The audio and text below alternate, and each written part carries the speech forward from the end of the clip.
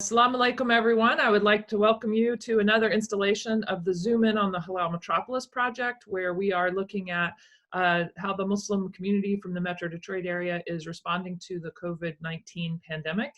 I'm here today with Petra Alsoofy. Hi, Petra. Hi, Sally. How's it going? I'm good. How are you? Good. You're staying home? You're staying safe? I have been home since mid-March, so yes. Okay. And everybody in your family's in good health? Alhamdulillah so far, yes. Alhamdulillah, alhamdulillah. Well, so Petra is the outreach and partnership manager for the Institute for Social Policy and Understanding. So why don't you tell us a little bit about how ISPU has been handling this this new world we're living in? Yeah. So thank you for giving me this opportunity. For those who are not familiar with ISPU, the Institute for Social Policy and Understanding, we're actually located here in Michigan. We're founded here in Michigan, but we also have a DC office. And the work we do is, we do research on American Muslims. That way we could equip leaders, policymakers, and any decision makers with facts about American Muslims. Counter stereotypes. So the work that we do, because we're located in two states, or DC is not a state, because we're located in two offices, definitely a lot of our work had been virtual even before COVID-19. So the transition was a little bit easier than a lot of other organizations. So, our leadership was very keen from the get-go to tell us to start working from home, take our health and our safety as a priority. And so we have been working from home for a long time. And now we're transitioning a lot of our programming, our meetings, obviously, just like everyone else, to virtual work. Mm-hmm. Yeah. Well, so I know that you've been doing that you've been pretty proactive in terms of your response to the pandemic directly. Tell us about that. Yeah, so a couple things that we were able to get out right away. Because we do research on American Muslims, we have a lot of data on a lot of things that are people concerned about today, whether it's related to aging, mental health, marriage and divorce, related to family issues. So we have that data already, even domestic violence. I know there's a lot of conversation around that topic in a lot of communities.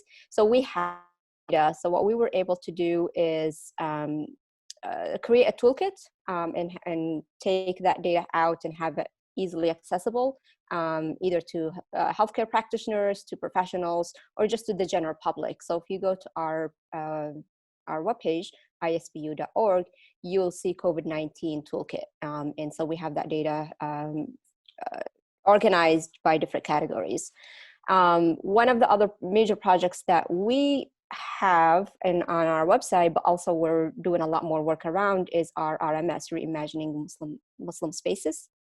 And that include the mosques, masjid, Islamic weekend schools, how to make those places more accessible and more inclusive and more welcoming to everyone.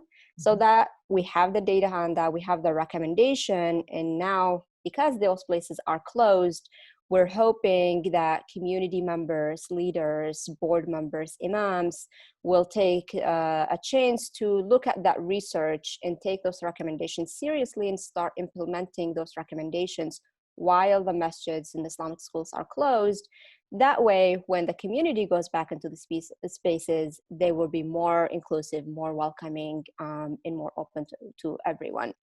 And then last thing I want to talk about is a major project that kind of rolled out because of the time we're in, is collecting impact stories. Sally, you know how the community jumped right here in Michigan to try to help not only fellow Muslims, but everyone around them. And I know that's the case across the country. So one thing that we rolled out was a survey documenting Muslim American impact. What are you doing to help your community, your neighbors, your country during this time period? So we have a survey that's also available on our website and our social media platform for Muslim Americans or anyone that know Muslim Americans that are doing anything related to what's going on today. Help us document those stories, document that impact. We have, this is part of the Muslim part of documenting our own history and our stories. And we're sharing some of those stories on our social media on a weekly basis. And the goal is to have a bigger kind of bigger impact report or infographic that we will share with the public, as we go, similar to what we did with the Flint wire crisis, similar to what we did with the Michigan Muslims in Michigan report, and then the one out of New York. So those are a couple of the stories that we have been working on. Yeah, I saw that. I was really interested. I mean, so of course, the information that you're sharing from your existing research is really critical. I mean, all the issues that you mentioned, domestic violence, depression, clinical depression, other forms of mental illness. I mean, these are things that everybody is facing right now. They're on the front of everybody's mind. Unfortunately. Yeah, and so it's just great that you're just right there, with the data and with helpful strategies for people to sort of resolve some of these problems that they might have. But of course, I'm a historian, so the impulse, your documentary project is very similar to what we're doing here with the Zoom in interviews. The idea that 20 years from now, people are going to want to know, what was it like during that pandemic in 2020? What were people doing? What was the Muslim community doing, really specifically? So that's the same impulse that is driving these interviews that we're doing. So I really look forward to seeing your data. I'm not a Muslim myself, but I was tempted to take the survey just so I could see what kind of questions you're asking. I'm very curious. So well, yes, but you also know a lot of Muslims around you who are doing really amazing work, and some of them might not have access to the survey, might not have seen it. You're more than welcome to fill it on their behalf.